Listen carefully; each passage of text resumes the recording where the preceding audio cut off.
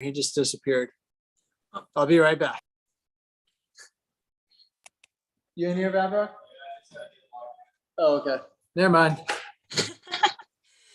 Cool. Well, hello, everyone. My name is Juliette Rutter. I'm the Community Engagement and Outreach Coordinator for the Healthcare Coalition of Southern Oregon. And this is, well, it's Father's Day for our community baby shower. And we want to present to you Colby Taylor from the Grants Pass Fire Rescue to talk about car seat safety. I'll let you take it away. Yeah, like she said, I'm Colby Taylor, Grants Pass Fire Rescue. I've been a car seat tech for about 1.5 years now, and it's an awesome part of my job that I really enjoy doing. The lead at our department for car seat installations is Travis Marsh, so I've been working under him. Unfortunately, he can't be presenting right now, so I am, and I'm happy to be here. So I'll start off with I am on duty, so if there's any emergent calls, I will have to leave, so I'm sorry about that. And I'll start right into Oregon law for car seats. The law for infants is to be rear facing until the age of 2. This is safest because the most common crash is a frontal crash. And with a rear facing car seat, it cradles the baby to make it safest for the baby. So although the law is at 2 years old, they're allowed to go forward facing, best practice is to keep them rear facing as long as the car seat will allow. So on all car seats, there's an upper weight limit and height limit. And it's best to keep them rear facing until they reach that weight or height limit. Like I was saying, just because that's safest in a crash. And once they are able to go forward facing, it is safest to keep them in a 5-point harness, which comes down over the shoulders and over the lap and clips at the chest and the crotch. This is better for harnessing and puts less pressure on their bone structure in the event of a crash. It is required by law to keep them in a 5-point harness until they are 40 pounds, or like I said, until they outgrow the limits of the car seat, which will be posted on whatever car seat you buy. There's stickers on the side, and you can also refer to the manual. Once they are able to go to a booster seat at those limits, 40 pounds or the upper weight limit and height limit of the seat, they're required to be in a booster seat until 8 years of age or 4'9". And that's law. However, the safest, once again, is to max out the limits of the booster seat. So you might have a small 8-year-old, and the safest thing is for them to stay in the booster seat, even though by law they're allowed to graduate from that. It is also safest to keep your car seat in the back seat. This is not Oregon law.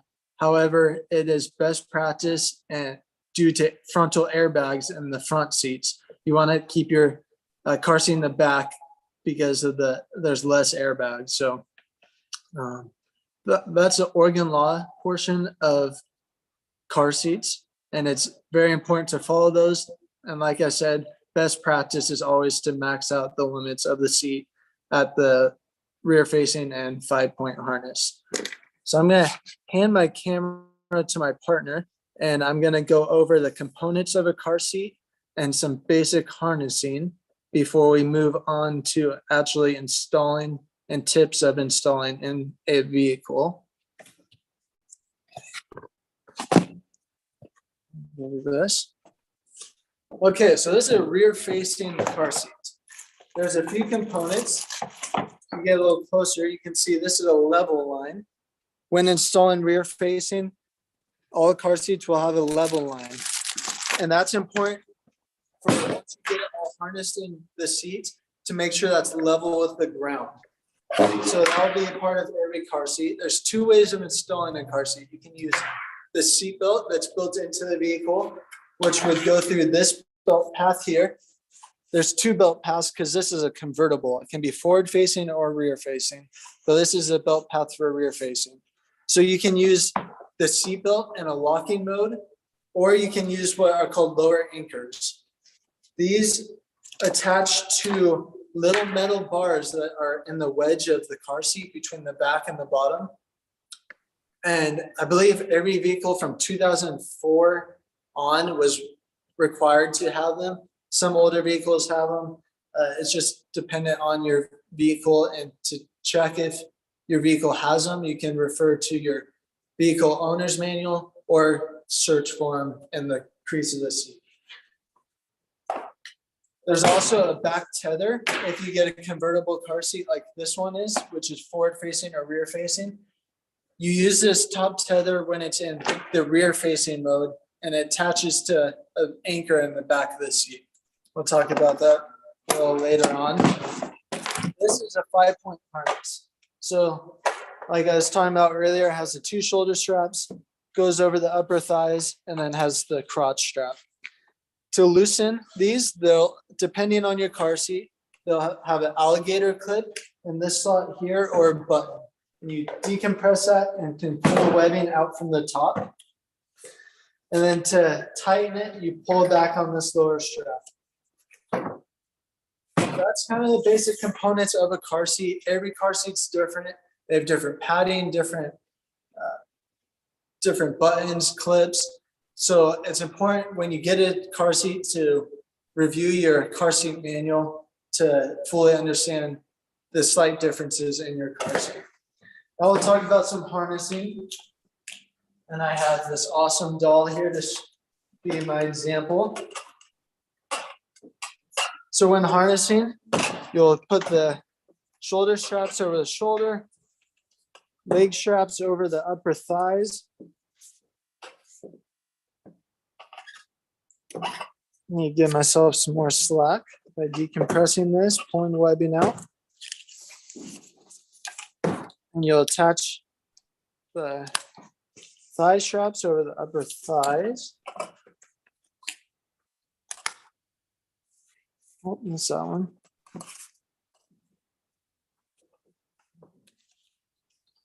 Then clip in your chest clip. This chest clip should be even with the armpits of your baby. And to check tightness of your harness, what you're going to want to do is try to grab a pinch of the webbing at the shoulder. See how we can easily grab a pinch of the webbing? That means it's too loose. So I'll pull it a little tighter. Still a little loose, pull it a little bit tighter. Adjust the chest clip to the bottom of the armpits. And that is perfect on tightness. You don't want to be making it difficult for your baby to breathe. So you don't want to wrench it down as tight as you can. You just want to make sure you can't grab a pinch of webbing so there's not a bunch of slack in the event of a crash. And then for harnessing location of the shoulders, in a rear facing car seat, we want the harness to be at the shoulder height or below. So this is perfectly at the shoulder height. So that would be good for this baby. And if you have to adjust it, like I said, every car seat will be a little different.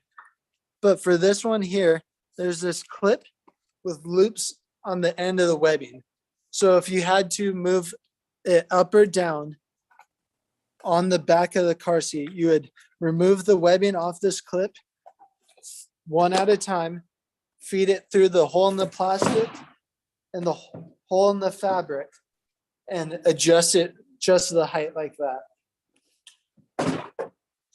So really pretty simple to harness your baby. Just the most important thing is making sure the chest clip is even with the armpits and your webbing is tight enough, and make sure that it's going into the back of the car seat, shoulder or below, and then the crotch strap is at the crotch or behind the crotch.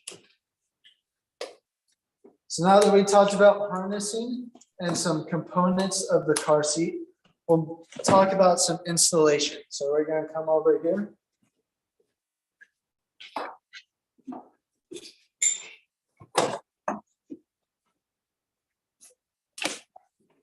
So like I was talking about earlier, there's 2 ways to install. You can either put the seat belt through this belt path, clip it in, and then put the seatbelt in locking mode. And to do that, you pull all the all the strap out slowly, and then until you reach the end, and then you let it back in. And if you can hear that clicking, that's the ratchet saying it's in locking mode, and you double check that it's locked. So that means that no more seatbelt can come out in the event of a crash. So if I'll show the seatbelt method first. To do that, you want to give yourself some slack. Make sure to keep the webbing flat so you don't get any twist in the system. Push it through the belt path.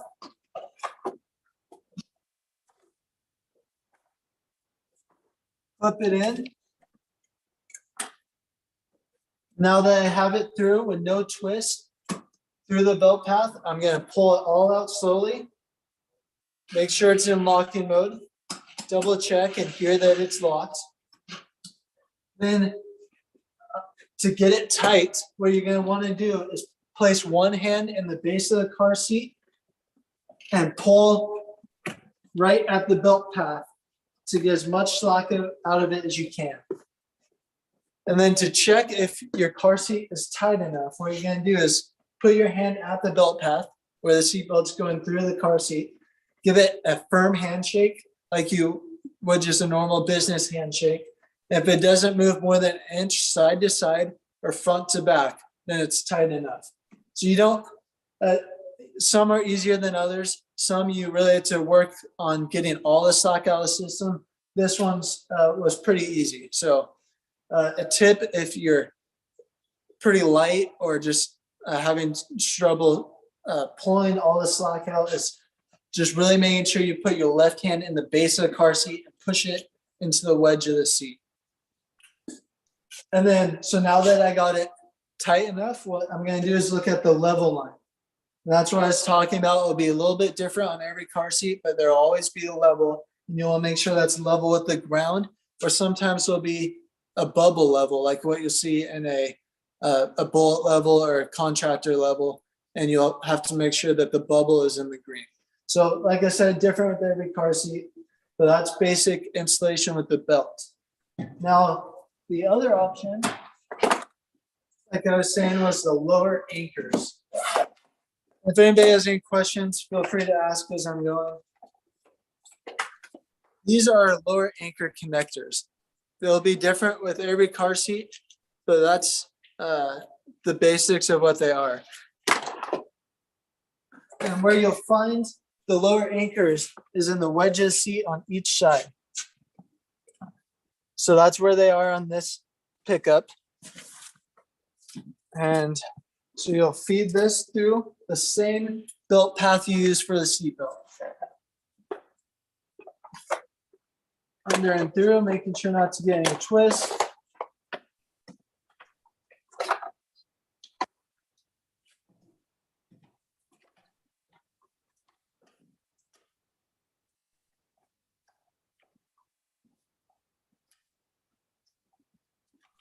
Does it matter which side you put them through on? I don't quite understand the question. What side you put the... Oh. Well, I think I was just under the assumption that like there were two anchors. Like, is it like one on either side, or do they come up through the middle? So it will go through the belt path, and no, both alligator clips, which are the clips that are attached to the car seat, are the same. So either way, it can go through either way. I like to have this ratcheting system on this side because it makes it easier to pull on it, because I'm not having to crawl over the middle. But no, the clips can be on either side. They're uniform. I just prefer to have the ratchet over here. But yeah, it can be on either side. The important thing is just making sure that you use the rear facing belt path if you have a convertible car seat like this one, which can be forward facing or rear facing. Because this belt path is only for forward facing. So you want to make sure you use the rear facing. And like I said, that'll be on the sticker. They make it very clear on your car seat. So just make sure you understand your car seat. You get a good understanding of the components before you begin installing. And we have another question. Do the anchors, do the anchors and seat belts have different weight limits? Good question. So a lot of lower anchors have a weight limit of 60 pounds before you have to use the seatbelt. And I should also mention that you always only use only use a seatbelt or only use the lower anchor connectors. You never use both in conjunction, because as the car seat manufacturer is crash testing the car seats, they only use one or the other, and they're equally as safe. But like I said, some lower anchors have an upper weight limit of 60 pounds. So, but the seatbelt will not have a weight limit. Cool, Good thank question. you. So same with these lower anchor connectors. You're gonna press into the base of the car seat and pull on the strap until you get it tight enough. Looks like I need to get a little more.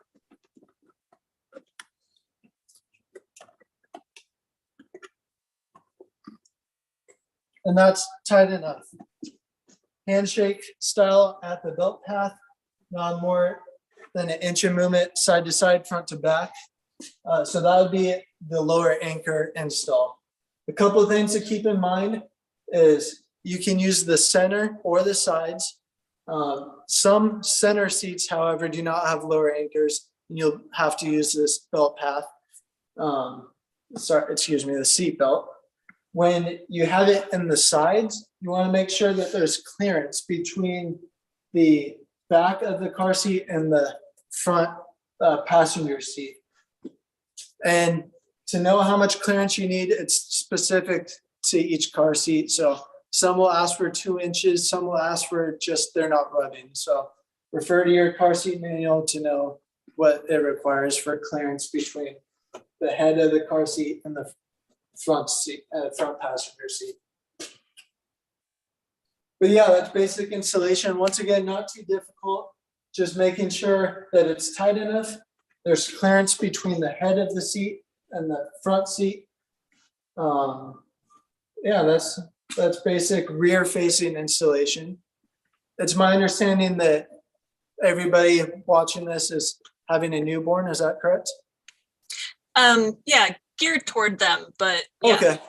Yeah, and then forward facing is just the same. You just use the other belt path, and you'll use the tether, the top tether. So at Grants Pass, we offer a installation service. We have quite a few technicians in our department that aid with car seat installations. If you are a member of WIC if you have a WIC card in Josephine County, we'll actually provide a car seat for $20 and help you install it. And we'll help anybody anywhere with the installation if you just call Grants Pass Fire Rescue and request an appointment, and you'll get one of our car seat techs. So anybody can install their own car seat. If you go to the manufacturer of your car seats, a lot of them have installation videos to aid you, or you can even call their hotline and they have car seat techs as well. But we also offer the service of helping with installs. Very cool.